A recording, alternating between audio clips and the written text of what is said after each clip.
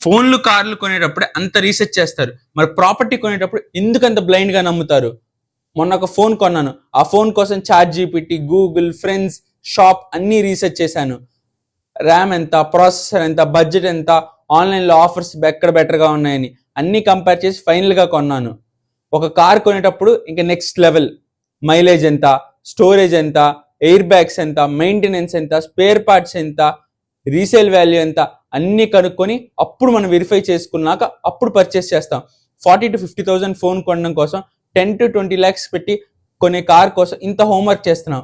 అవన్నీ కాదు, అవన్నీ కూడా డిప్రిషియేటింగ్ అసెట్స్. మరి ప్రాపర్టీ, హౌస్ లాంటి one time life time investments కోసం మీరు ఎంత రీసెర్చ్ చేస్తున్నారు? చాలా మంది ఏమని చెప్తారంటే ఫ్రెండ్ సజెస్ట్ చేశాడు, బ్రోకర్ చెప్పాడు అని బ్లైండ్గా కొనేస్తారు. నమ్ముతున్నారా? తప్పు కాదు, కానీ వెరిఫై చేసుకోవడం మీ సైడ్ నుండి కంపల్సరీ. ఎందుకంటే మనీ మీది, రిస్క్ మీది, లాస్ అయినా మీదే, ప్రాఫిట్ అయినా మీదే. ప్రాపర్టీ కొనే ముందు లీగల్ వెరిఫికేషన్, మార్కెట్ రీసెర్చ్ కంపల్సరీగా చేయించుకోండి.